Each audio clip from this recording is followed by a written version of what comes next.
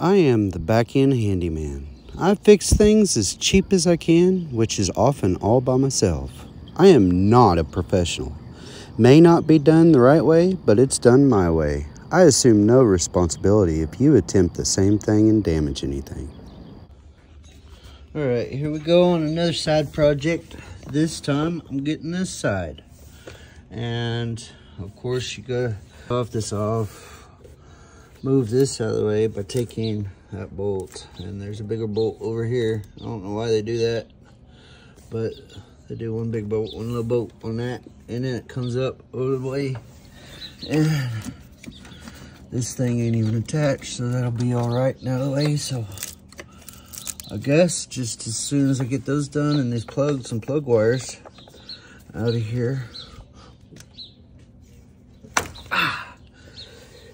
the fucking ends of all the plug wires are coming off onto the spark plugs, so definitely need another set of plug wires. Good on that one too. Maybe I'm just pulling them wrong. Maybe they're cheap as fuck. I don't know. They seem like they're old as hell, so it may just be bonded to the things. Maybe ready for just new ones anyway. But I'll label these with the tape and the numbers, of course, and get them pulled back. And then I'll start getting it apart. All right, this side a little way easier than the other side. I had to take off the alternator cable. I had to take these off. Just a little quick hit. If your hose is stuck to this, you can take your channel locks, put it on that hose where the metal is, and just twist it a little bit and it'll break it loose. And I kind of put those up there and down there, you know, just get them out of the way. Hopefully I remember which one goes to which. I didn't mark them.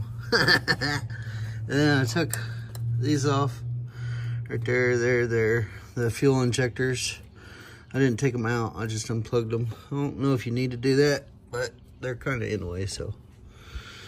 And took these two bolts off this mount, that one, and then there's the bigger one over there.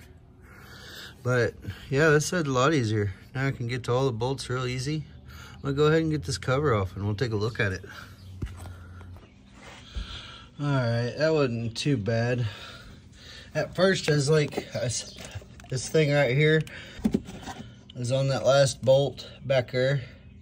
It doesn't have a nut on it. I was like thinking it was bolted to that side of the freaking, to the front, to the back side of the motor. And I was like, oh man, this is gonna be a pain in the ass.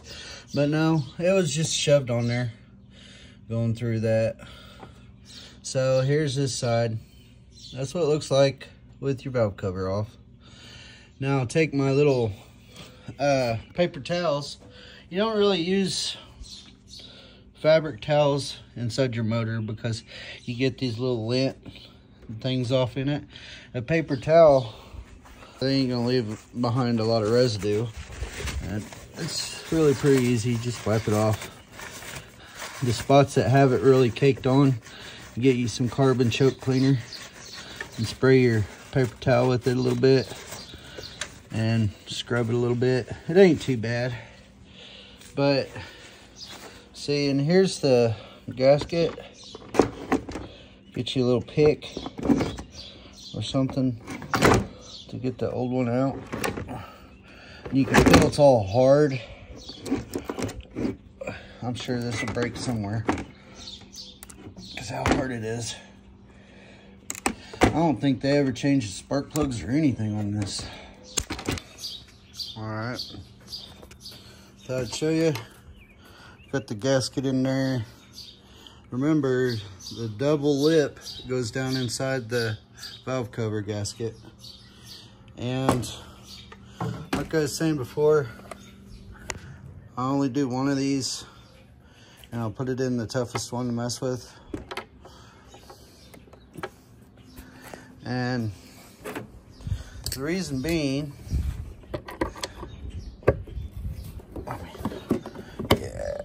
just push it down in there with your needle nose, get it on the outside of that bolt, and you can push that rubber down. But the reason being is because after this is all scratched up with the bolts from the bottom of that, if you have all the bolts in, you know, it'll leak again. So we don't want that. And I just cleaned it up and made it look all pretty around there where that gasket goes. I'll put this on and then I'll tighten them to the 90 foot or 90 inch-pounds. Just so you all see these rubbers right here. Take them off and just put on new ones. Really that simple. And then you just put it down in there. Get your hole lined up. Get it started. And push that gasket right there. And it'll squish it on down as long as you get it past the little outside there as you tighten it up. And of course you gotta do 89 inch-pounds. When you work these things, you get, okay, you see how the 80 is right there? And I've dialed it up 9, so it's 89 inch-pounds. Is what it calls for. I kind of do it like that one, and then that one, and then that one, and then that one, and then that one, and then the center one. So it gets it pretty even. I couldn't find anything online about the 6-cylinder tightening order, but the idea of it is that you just want to take it down evenly so that you're not pinching one side or the other.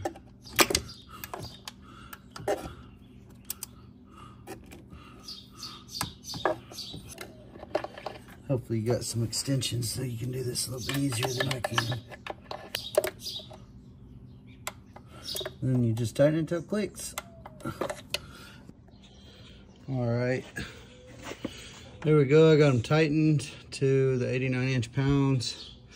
I'm gonna go ahead and call it good on this video because you took it apart, you can put it back together. The rest of it, you just tighten it so you don't break the bolt off. You don't have to worry about inch-pounds on that. You don't want them to come unscrewed, but you don't want to break the bolts. But the main reason I'm gonna call it good on this video is because I'm gonna make another video about changing the spark plugs and plug wires. And now is the best time for me to do that. So, all right, I'll go get those and replace those. Thanks for watching. Like and subscribe. I really appreciate the views, and any comments, any encouragement is always a blessing. However, you know, if you want more detailed videos on how to fix this stuff, I can't hire a cameraman or an editor or any of that. I'm too busy for that shit. So make sure you like and subscribe. That's the reason I ask. I'm not asking for you to pay me anything. I'm just asking for views. That is how I'm hoping to get paid for anything I do for these videos, is just people watching the videos. But peace.